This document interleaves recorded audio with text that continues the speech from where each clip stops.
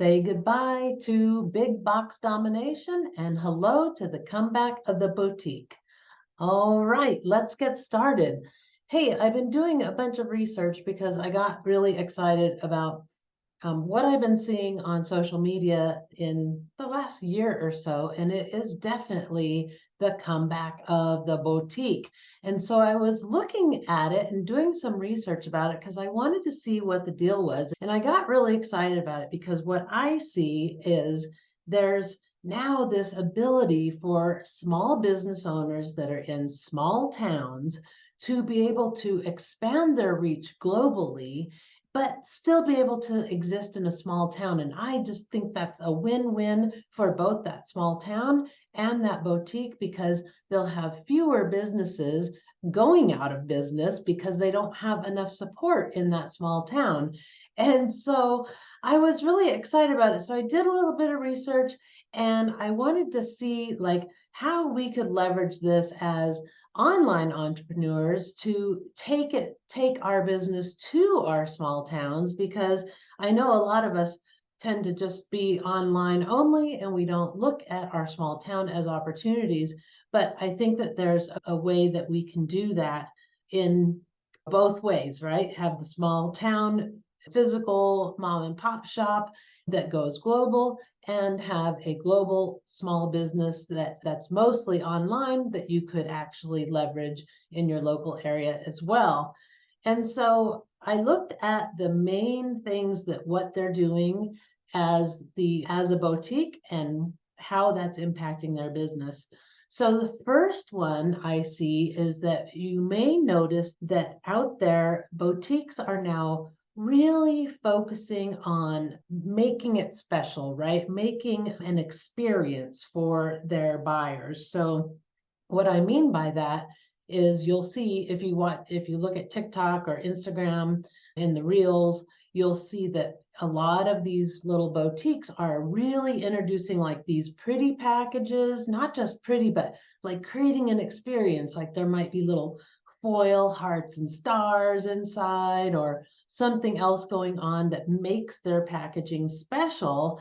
And you probably have seen it all over the place. When you order things, it's coming to you in these really special packages, and it's getting a lot of, I think, it's creating positive experiences for people so that they want to go back to those stores. But the more important thing about that is when you create that experience, now you're creating more value for the customer. It's like going to a really nice hamburger place compared to a fast food joint, right? Where the fast food joint, you get your burger, but it's slopped together. There's a thumbprint in the bun. Whereas a higher end place might have a burger as well, but it's going to have a better display. It's going to be a nicer experience overall. And you're not going to have a thumbprint in the bun, stuff like that, right? And people are willing to pay for that. People are willing to pay for that experience. And so you can raise your prices because of this experience that you're creating. Now, interestingly, I heard Russell Brunson tell a cool story about a babysitter who, she was 12 and she was babysitting, and he asked her, what do you think what do you charge? And she said $5 an hour. That's what all my friends charge. Okay, and what do you do? I watch the kids and blah blah blah. And so he said, how could you add value? Because what do they do now? They just go through their list of babysitters until they find one available, right? Yeah, that's pretty much what they do. And so he said, how do you create more value? And he walked her through these steps of creating more value by basically saying the things that she already does for the people when she babysits, like making sure the house is clean, playing with the kids and not just watching TV with them, and taking them outside so they can get air and be outside, wear them out and get them to bed on time and make sure the house is clean, right? And so now, that experience that she's providing for these people, they can go out, they can relax, have fun, and they don't come home to a mess. They don't come home to kids that are still awake, or wake up to crabby kids because they went to bed too late. those kinds of things. And so by creating that value, boutiques are now doing that through packaging. Packaging is a big deal now. So if you are a boutique or any type of an online shop like that, packaging is one of the ways that you can create more value so that you can raise your prices. We all know that retail can be very costly, right? There's a lot to happen there, right? There's the shipping expenses and the marketing and all that, and there's not much left for the retailer when you're done. Creating packaging creates a great experience and allows you to raise your prices. The other that they're doing is creating community, and that's something that we all need to be leveraging, is that you have your customers share their experience and have a referral code, right? That referral code gives them, without being an affiliate, it's a referral code, and they maybe allow them, or they give them coupons or cash in their account or whatever they get based on that referral code. It doesn't have to be an affiliate, an official affiliate. So that is another way, and something that we can definitely be leveraging. And I see a lot of entrepreneurs, a lot of coaches out there leveraging that ability to have that affiliate marketing, referral marketing. They're also using Facebook groups to create that sense of belonging and fun and excitement over new products. They give out, like, they do pre-releases where they release the items before in their Facebook group until before they get it out to the public. But that works as a great tool for them to start getting testimonials on those products, and then start getting that referral traffic going before they even release the product to the general public.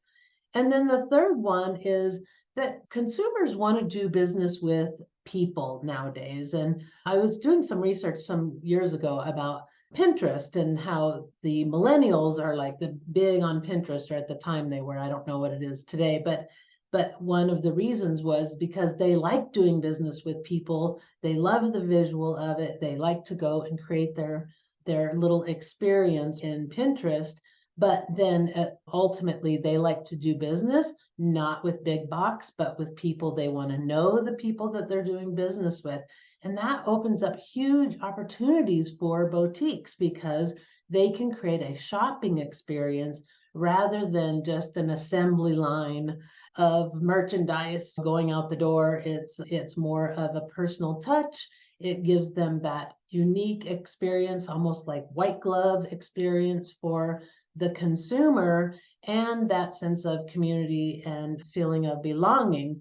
And so I just thought it was just so incredible. And if you watch, and I challenge you that next time you're scrolling through your social media, don't tell me you don't, because I know you do, but next time you're scrolling through, pay attention to these boutiques and what they're doing, because we can glean a lot of insight from what they're doing with our own businesses, because they are knocking it out of the park. I'm telling you, it's really cool to watch and amazing to see that, and exciting, I guess, to see the comeback of the boutique, because that's always been one of the dangers and one of the reasons why people get all this hate in their heart over the Walmarts of the world and stuff like that, because they're like, oh, they're going to put the boutiques out of business. But now, because of social media, the boutique can survive even in a small town. The big box isn't going to put them out of business. They're able to leverage that social media to create a unique experience for their customers, which in turn brings brand loyalty, and then referrals. All right, so I hope that helps. I just think it's fascinating. Make sure you go through your feed and check it out, because I think it's really an amazing thing. And if you're going to go through your feed anyway, you might as well be studying what other people are doing, right?